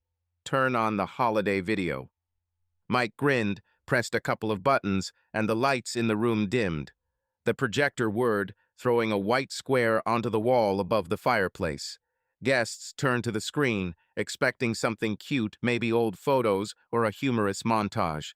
Jennifer stood next to David, holding a glass, and smiled, suspecting nothing.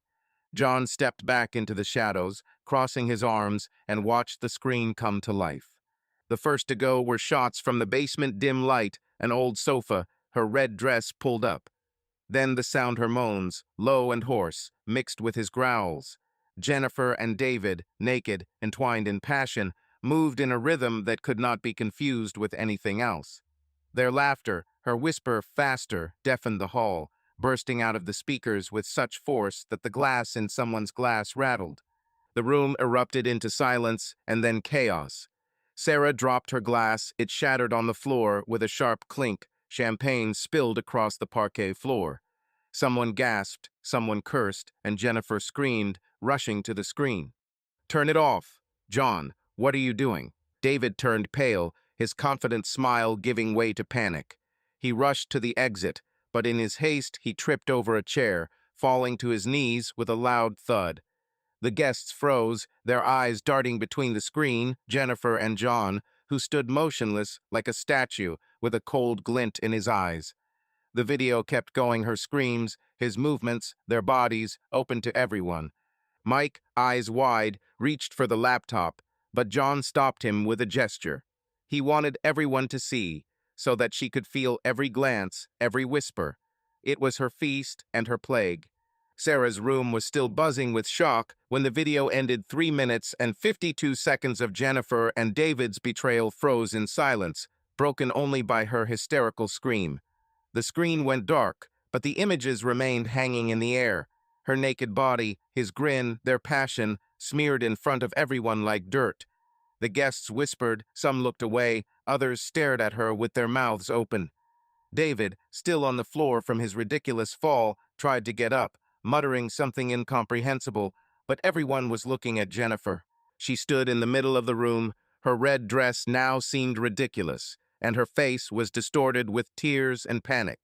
She rushed towards John, grabbing his jacket sleeves so tightly that the fabric crackled. Her fingers dug into him, and her voice trembled, turning into sobs. "John, please listen to me. It's not what you think. I can explain. I didn't mean for it to happen." He looked at her, her tear-stained eyes, smudged mascara, trembling lips, and felt how everything inside was freezing. Her tears, which once could have touched him, now only caused disgust. He pulled his hand out of her grip, pulling away with such force that she almost fell. His voice was quiet, but sharp as a blade. "You said everything on the video, Jenny. I've seen everything I need to know. You're a woman of easy virtue who had sex in our basement while I was at work. There is nothing more to explain." The words came out with bitterness, saturated with the poison that had been accumulating in him since that morning in the basement. Her face turned white, as if he had hit her, and she opened her mouth to say something, but only sobbed, choking on her tears. The guests around fell silent, their whispers died down, and their gazes became even heavier. Sarah stood to the side, clutching the broken pieces of her glass, her eyes full of confusion and horror. David, finally getting up, froze at the door, but did not dare to go out. The crowd looked at him as if he were a leper.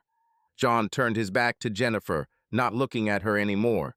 Her sobs, loud, heartbreaking, echoed in the room, but he did not turn around. "John, please don't go," she shouted, rushing after him. But he was already walking towards the exit, waving away her outstretched hand. "You don't understand, I understand," he said over his shoulder without stopping. "You're scum, Jenny. Live with it." He walked past Mike, who stood at the projector with his mouth open, past Sarah, who tried to say something but just shook her head. The guests parted to let him through, their whispers behind him sounding like the sound of the wind, judgmental, curious, full of gossip. John didn't stop for anyone. He went outside, where the cold evening air hit his face, and inhaled it so deeply, as if for the first time in a week he could breathe freely. The pickup truck keys jingled in his pocket, and he got behind the wheel, not looking back at Sarah's house. Jennifer remained there, surrounded by whispering guests, with her shame, with her tears, with that bastard David, who was still hobbling somewhere behind. John started the engine, pulled out onto the road, and drove home, looking at the dark ribbon of highway in front of him. His hands on the steering wheel were cold, but firm. He was no longer shaking. The road home was deserted. Only headlights snatched pieces of asphalt from the darkness. There was an emptiness inside him, not the kind that oppresses, but a strangely light one, like after a long illness. The truth came out, and although the pain still burned somewhere deep, it was mixed with relief. He was no longer the blind fool who believed in her smiles and lies. He had shown everyone who she was, and now he could let it go, or at least start. As he turned into the driveway, Rocky ran out the door, barking and wagging his tail. John turned off the engine, got out of the car, and sat down, allowing the dog to lick his hand. He looked at the house dark, quiet, no longer shared by them, but only his. The emptiness was still there, but with it came something new, the feeling that he had survived. He walked inside, closed the door, and sat down on the couch, staring into the darkness as Rocky curled up at his feet. The party was left behind, and with it all her lies. A week has passed since that evening at Sarah's, and Smith's house, now only John's, has been transformed into a quiet fortress. John started Saturday morning with something he had been putting off for too long. He called a locksmith, a short guy with a toolbox, and by noon the old locks on the front door were replaced by new, shiny ones, with the keys only in his pocket. The sound of the key turning in the new lock sharp, clear, was like a period at the end of the sentence that he finally finished. Jennifer won't come in here again. This was his home. He walked through the rooms with boxes and garbage bags, collecting her things. He threw her red dress, the same one from the party, into the bag first, crumpling it without regret. Shoes, cosmetics, her favorite mug with the inscription, "Best Wife," everything that reminded her of her flew after her. He did not sort, did not fold neatly, he simply raked her life out of his, as one cleans rubbish from the corners. By 3 o'clock in the afternoon, 2 bags and a box stood on the porch, next to her old coat, which he hung on the railing. Let him take it if he wants. He didn't care. The phone rang as he was finishing. Her number appeared on the screen for the 3rd time that morning. John looked at the flashing name, feeling his fingers curl into a fist. He didn't answer. Instead, he opened his messages, typed a short text, and sent, "Look for a new home. I filed for divorce." Sent. The screen went dark, and he threw the phone on the sofa without waiting for her answer. She called again, then again, but he turned off the sound and went into the kitchen to pour himself some water.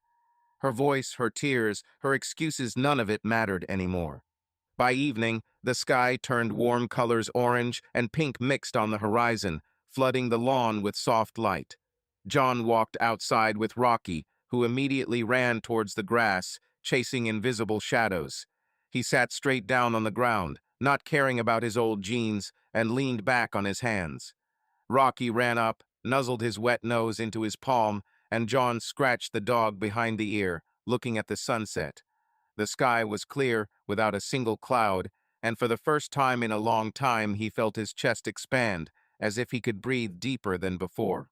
Jennifer's things were still on the porch, black bags, a box, a coat fluttering in the wind. She didn't come for them, and John didn't expect her to come.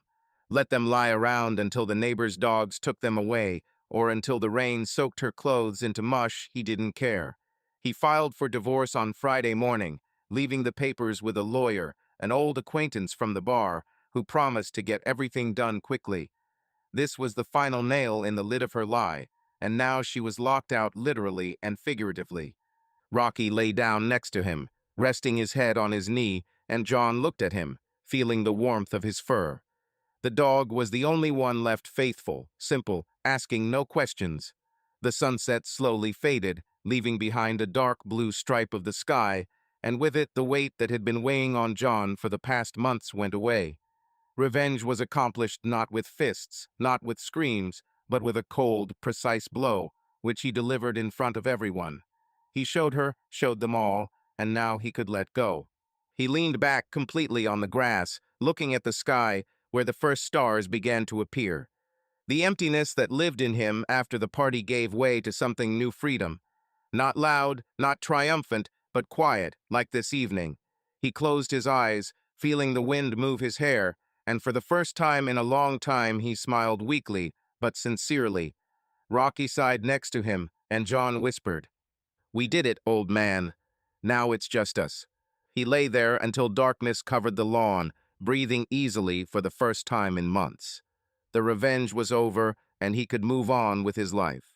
Subscribe to our channel so that your love doesn't cheat on you, and go ahead and listen to the next story, because this story is nothing compared to the next one. If you're under 18, don't even think, click to the next one.